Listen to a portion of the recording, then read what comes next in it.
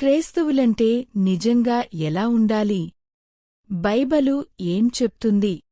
ఇప్పుడు ప్రపంచంలో ఎంతోమంది మేము క్రైస్తవులం అని చాలా గర్వంగా చెప్పుకుంటారు. కాని వాళ్ల పనులు మాత్రం ఇతరుల్ని బాధపెడతాయి. కొంతమంది స్వార్థంగా, నిజాయితీ లేకుండా, దయాదాక్షిణ్యాలు లేకుండా ప్రవర్తిస్తారు. ఇంకొంతమంది తమ భార్యకు లేదా భర్తకు నమ్మకద్రోహం చేస్తుంటారు. ఇదంతా చూసినప్పుడు కొందరికి క్రైస్తవులంటే నిజంగా ఇలానే ఉంటారా అని అనిపిస్తుంది. క్రైస్తవునిగా ఉండడం అంటే ఏంటి? నేను క్రైస్తవుణ్ణి అని చెప్పుకోవడం ఈజీనే, కాని అదొక్కటే సరిపోదు. బైబిలు ప్రకారం యేసుక్రీస్తుకు శిష్యులుగా ఉన్నవాళ్లే క్రైస్తవులు.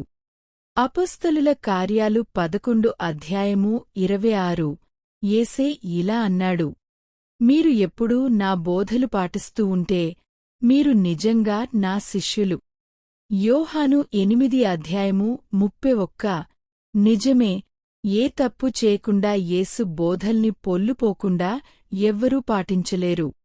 అయినా సరే క్రైస్తవులు యేసు బోధల్ని పాటించడానికి, ప్రతిరోజూ ఆయన చెప్పినదాని ప్రకారం జీవించడానికి చేయగలిగినదంతా చేస్తారు. దీని గురించి కొన్ని ఉదాహరణలు చూడండి. క్రైస్తవులు స్వార్థంలేని ప్రేమ చూపిస్తారు. యేసు ఏం చెప్పాడు? నేను మీకు కొత్త ఆజ్ఞ ఇస్తున్నాను, మీరు ఒకరినొకరు ప్రేమించుకోవాలి. నేను మిమ్మల్ని ప్రేమించినట్టే మీరు కూడా ఒకరినొకరు ప్రేమించుకోవాలి. మీ మధ్య ప్రేమ ఉంటే మీరు నా శిష్యులని అందరికీ తెలుస్తుంది. యోహాను 13 అధ్యాయము 34, 35 యేసు ఏం చేశాడు? యేసు అందరిమీద స్వార్థంలేని ప్రేమ చూపించాడు. వాళ్లు పేదవాళ్లైనా, గొప్పవాళ్లైనా, ఏ జాతిమతం వాళ్లైనా యేసు అందర్నీ ఒకేలా చూశాడు. రోగుల్ని బాగుచేశాడు. ఆకలితో ఉన్నవాళ్లకు ఆహారం పెట్టాడు. ఆఖరికి ఇతరుల కోసం తన ప్రాణం కూడా పెట్టాడు. మత్తయి 14 అధ్యాయము 14, 21, 20 అధ్యాయము 28 క్రైస్తవులు ఎలా ఉంటారు? క్రైస్తవులు స్వార్థంలేని ప్రేమ చూపిస్తూ ఉదారంగా ఇస్తారు, వివక్ష చూపించరు, ఇతరుల్ని క్షమిస్తారు. అవసరంలో ఉన్నవాళ్లకు సహాయం చేస్తారు. త్యాగాలు చేయడానికి ఇష్టంగా ముందుకొస్తారు. 1 యోహాను 3 అధ్యాయము 16 క్రైస్తవులు నిజాయితీగా ఉంటారు. యేసు ఏం చెప్పాడు? నేనే సత్యం. యోహాను 14 అధ్యాయము 6 యేసు ఏం చేశాడు? యేసు తన మాటల్లో, పనుల్లో ఎప్పుడూ నిజాయితీగా ఉన్నాడు.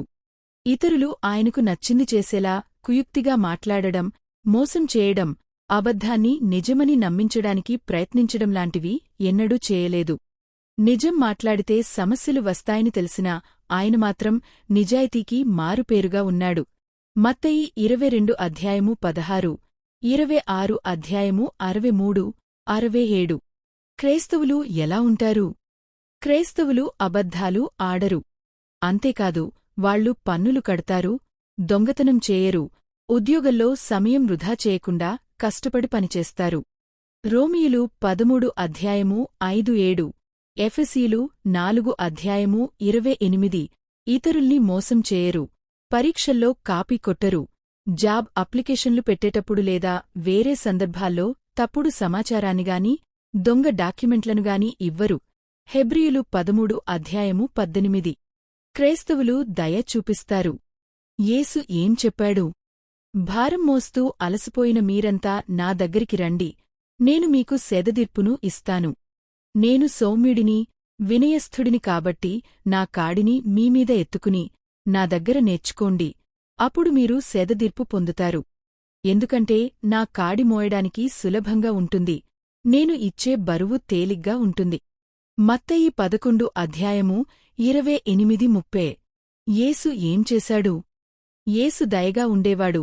ఏ భయం లేకుండా అందరూ ఆయన దగ్గరికి ధైర్యంగా వెళ్లేవాళ్లు. ఆయన పిల్లల్ని దగ్గరికి తీసుకునేవాడు. బాధలో ఉన్నవాళ్లను ఓదార్చేవాడు. అందర్నీ గౌరవించేవాడు.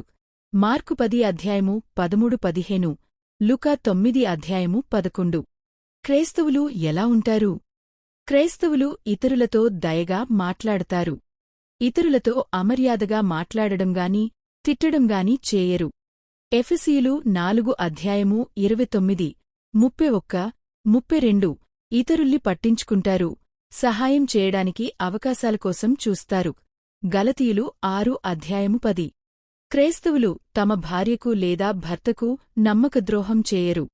యేసు ఏం చెప్పాడు? దేవుడు ఒకటి చేసిన వాళ్లను ఏ మనిషి విడదీయకూడదు.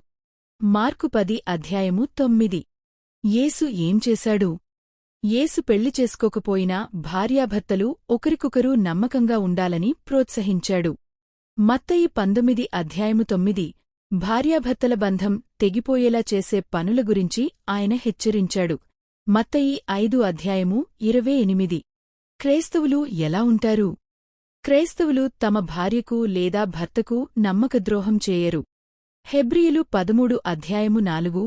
భార్యాభర్తలు ఒకరినొకరు ప్రేమించుకుంటారు, గౌరవించుకుంటారు. ఎఫెసీయులు 5 అధ్యాయము 28, 33.